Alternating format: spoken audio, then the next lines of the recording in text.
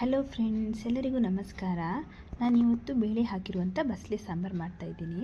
ಅದನ್ನು ಹೇಗೆ ಮಾಡೋದು ಅಂತ ನೋಡ್ಕೊಂಡು ಬರೋಣ ಬನ್ನಿ. ಒಂದು ಕುಕ್ಕರ್ನ ಇಟ್ಕೊಂಡಿದ್ದೀನಿ. ಒಂದು 1/4 ಗಂಟೆ ನೆನೆಸಿಟ್ಟಿರುವಂಥ ಬೇಳೆನ ಹಾಕ್ಕೊಳ್ತಾ ಇದ್ದೀನಿ.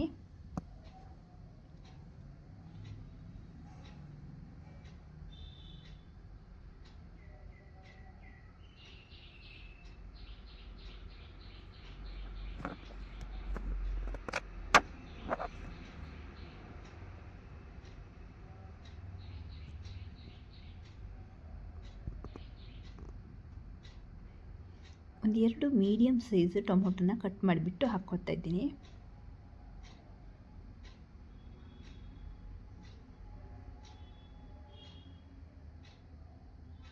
ಕಟ್ ಮಾಡಿ ರೆಡಿ ಮಾಡಿ ಇಟ್ಕೊಂಡಿರುವಂಥ ಬಸಳೆನ ಹಾಕ್ಕೊಳ್ತಾ ಇದ್ದೀನಿ.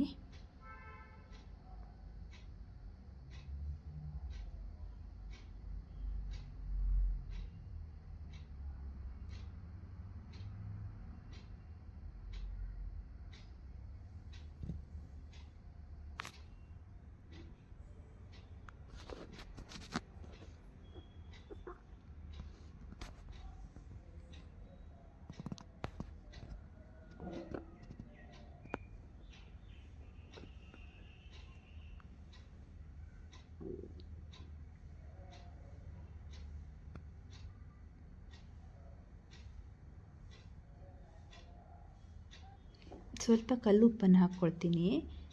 ಎಷ್ಟು ಬೇಕೋ ಅಷ್ಟು ನೋಡಿಬಿಟ್ಟು ಹಾಕ್ಕೋಬೇಕು.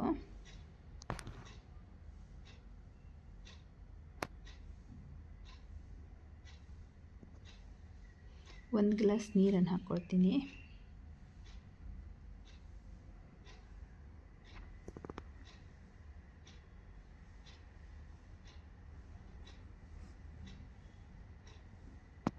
ನೋಡಿ, ಇವಾಗ ಕುಕ್ಕರ್ನ ಮುಚ್ಚಿಡ್ತಾ ಇದ್ದೀನಿ.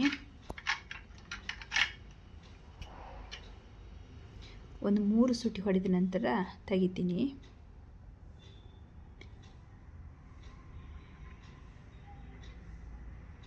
ನೋಡಿ, ಇವಾಗ ಚೆನ್ನಾಗಿ ಬೆಂದಿದೆ. ಬಸಳೆ ಬೇಳೆ ಎಲ್ಲ ಚೆನ್ನಾಗಿ ಬೆಂದಿದೆ. ಇವಾಗ ಒಂದು ಪಾತ್ರೆನ ಇಟ್ಕೊಳ್ತಾ ಇದ್ದೀನಿ. ಪಾತ್ರೆ ಬಿಸಿಯಾಗಿದೆ. ಸ್ವಲ್ಪ ಒಂದು 3 ಸ್ಪೂನ್ ಆಗುವಷ್ಟು ಎಣ್ಣೆ ಹಾಕ್ಕೊಳ್ತಾ ಇದ್ದೀನಿ. ಎಣ್ಣೆ ಕಾದ ನಂತರ ಒಂದು ಅರ್ಧ ಸ್ಪೂನ್ ಆಗುವಷ್ಟು ಸಾಸಿವೆ ಹಾಕ್ಕೊಳ್ತೀನಿ.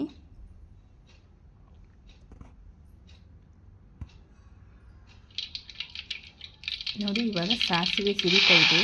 ಸಾಸಿವೆ ಸಿಡಿದ ನಂತರ ಸ್ವಲ್ಪ ಕರಿಬೇವನ್ನು ಹಾಕ್ಕೊಳ್ತಾ ಇದ್ದೀನಿ.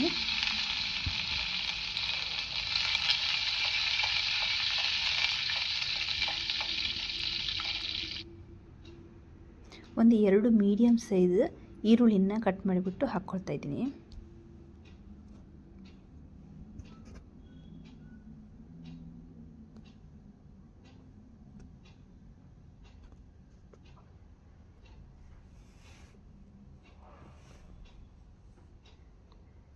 ಸ್ವಲ್ಪ ಕಲ್ಲುಪ್ಪು ಹಾಕ್ಕೊಳ್ತಾ ಇದ್ದೀನಿ. ಬಸಳೆ ಬೇಯುವಾಗ ಹಾಕ್ಕೊಂಡಿದ್ದೀನಿ, ಅದಕ್ಕೋಸ್ಕರ ಸ್ವಲ್ಪ ಹಾಕ್ಕೊಳ್ತಾ ಇದ್ದೀನಿ. ನೋಡಿಬಿಟ್ಟು ಹಾಕ್ಕೋಬೇಕು. ಒಂದು 1/4 ಸ್ಪೂನ್ ಆಗುವಷ್ಟು ಅರಿಶಿನ ಪೌಡರ್ ಹಾಕ್ಕೊಳ್ತೀನಿ.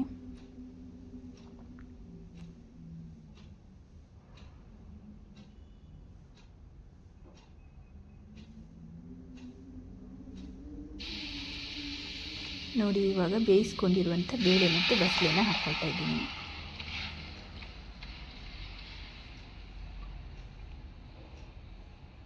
ಸಾಂಬಾರು ದಪ್ಪ ಆಗಬೇಕೆನ್ನುವರು ಬೇಳೆನ ಇನ್ನೂ ಸ್ವಲ್ಪ ಜಾಸ್ತಿ ಬೇಯಿಸ್ಕೋಬೇಕು.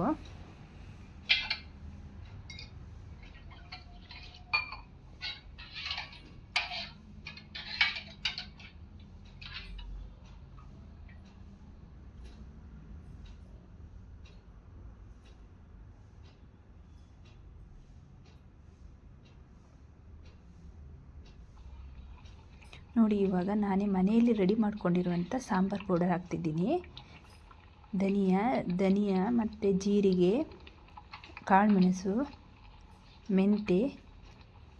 ಮೆಣಸು ಎಲ್ಲ ಹಾಕ್ಕೊಂಡು ರೆಡಿ ಮಾಡಿ ಇಟ್ಕೊಂಡಿರುವಂಥ ಸಾಂಬಾರು ಪೌಡರ್ ಹಾಕ್ತಾಯಿದ್ದೀನಿ.